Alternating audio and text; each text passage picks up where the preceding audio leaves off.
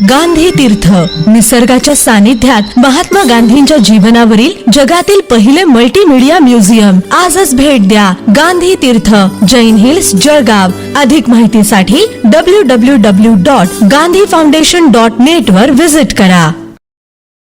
भाजपमध्ये घरवापसीच्या चर्चांवर अखेर राष्ट्रवादी काँग्रेस शरद पवार गटाचे आमदार एकनाथ खडसे यांनी स्वतः मौन मांडलं आहे.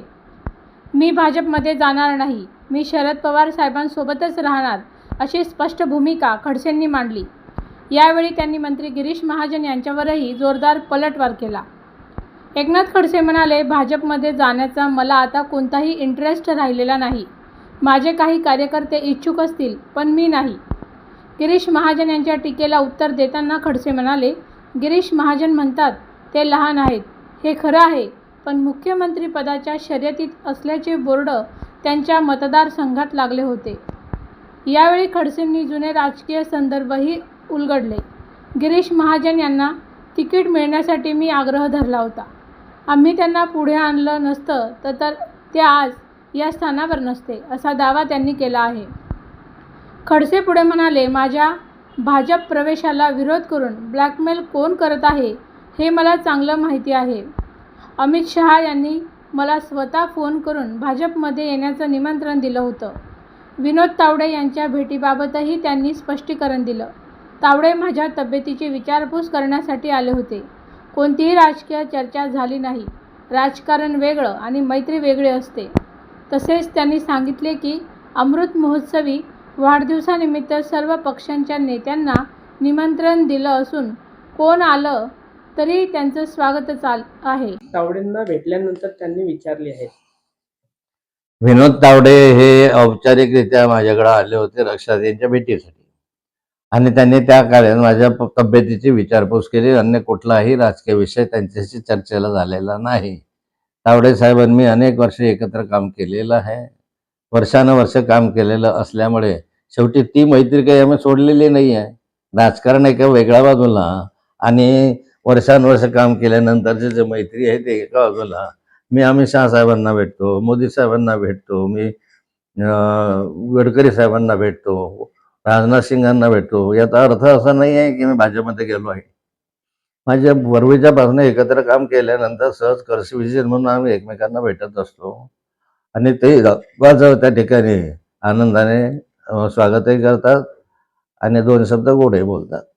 आताही या अमृत महोत्सवी वर्षामध्ये मी गडकरी साहेबांना निमंत्रण दिलेलं आहे आणि गडकरी साहेबांनी माझ्या या अमृत महोत्सवाला येणं मान्य केलेलं आहे. मुळात मी हे स्पष्ट करू इच्छितो की मला भाजप प्रवेशामध्ये आता इंटरेस्ट राहिलेला नाही. मी शरद पवार साहेबांबरोबर आहे आणि शरद पवार साहेबांबरोबर राहील. भाजप प्रवेशासाठी माझे काही कार्यकर्ते इच्छुक आहेत, हे मी अमान्य करणार नाही. आणि त्या कार्यकर्त्याची इच्छा आहे बऱ्याच जणांची की आपण आता भाजपकडे गेलो पाहिजे. गिरीश महाजन जे आता या ठिकाणी बोलले की मी फार लहान माणूस आहे, ही गोष्ट खरी आहे की गिरीश महाजन फार लहान माणूस आहे, पण मुख्यमंत्र्यांच्या शर्यतीतला माणूस आहे. त्याच्या मतदारसंघामध्ये तसे बोर्डही लागलेले होते. त्यामुळे एवढ्या मोठ्या लहान माणसाशी मी संघर्ष करतोय. गिरीश महाजन हे विसरले की त्यांना राजकारणामध्ये ज्यावेळेस तिकीट मिळत नव्हतं, तिकीट म्हणजे 1995च्या सुमारास हा मतदारसंघ शिवसेनेकडे होता आणि याच्याऐवजी भुसावळ मतदारसंघ घ्यावा असा आग्रह होता, अमळनेर किंवा भुसावळ. त्यावेळेस भुसावळ मतदारसंघ शिवसेनेकडून भाजपकडे घ्यावा असा आग्रह त्या कालखंडामध्ये अनेकांनी धरला होता. परंतु मी आग्रह धरला होता की गिरीश महाजन चांगला कार्यकर्ता आहे आणि गिरीश महाजनला जामनेर विधानसभा क्षेत्रामध्ये उभं केलं पाहिजे. त्यासाठी हा मतदारसंघ बदलूया. जो जामनेर शिवसेनेचा आहे तो भाजपला घ्या आणि जो भुसावळ भाजपचा आहे तो शिवसेनेला द्या. परंतु याबाबत आमच्यामध्ये एकमत नव्हतं. डॉक्टर गुणवंतराव सरोदे खासदार होते आणि त्यांनी आग्रह धरला की आपला हा मतदारसंघ भुसावळ फक्त 5,000 मतांनी पडलेला होता, त्यामुळे हा मतदारसंघ बदलू नये अशी त्यांची इच्छा होती. आणि प्रमोद महाजनांची इच्छा होती की हा मतदारसंघ जामनेर मतदारसंघ हा मराठा बहुल मतदारसंघ आहे. त्यावेळेस विनोद तावडे वगैरे सगळे आम्ही हजर होतो मराठा बहुल मतदारसंघ आहे, या ठिकाणी येणं अवघड आहे. परंतु अशाही परिस्थितीमध्ये मी आग्रह धरला की या ठिकाणी आम्ही निवडून आणू, कार्यकर्त्यांचा उत्साह आहे आणि हा मतदारसंघ त्यामुळे बदलला आहे. गिरीश महाजन कदाचित विसरले असतील.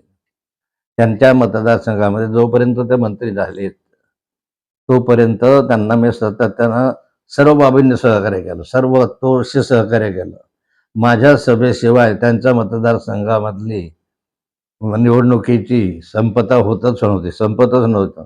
प्रत्येक वेळी माझ्या सभा व्हायच्या, प्रवास व्हायचा, प्रचार व्हायचा. त्यामुळे गिरीश महाजनांनी हे लक्षात ठेवलं पाहिजे की नाथाभाऊं तुझ्या मोठ्या उदाहरणाने, नाथाभाऊंचं योगदान तुमच्या मोठ्या उदाहरणाने मोठं आहे. आम्ही जर उजेडात आणलं नसतं तर कदाचित नसते, कार्यकर्त्यांनी मेहनत घेतली नसते तर कदाचित नसतं. पण ठीक आहे, गिरीश महाजनला तसं वाटतं की लहान आहे, पण माननीय मुख्यमंत्र्यांचा आशीर्वाद गिरीश महाजनला आहे. मुख्यमंत्र्यांचा आशीर्वाद जर काढला तर गिरीश महाराज कशातच नसतील अशी स्थिती आज आहे. आणि त्यामुळे फार गिरीश महाजनांचं लक्षात येण्यासारखं नाही आहे.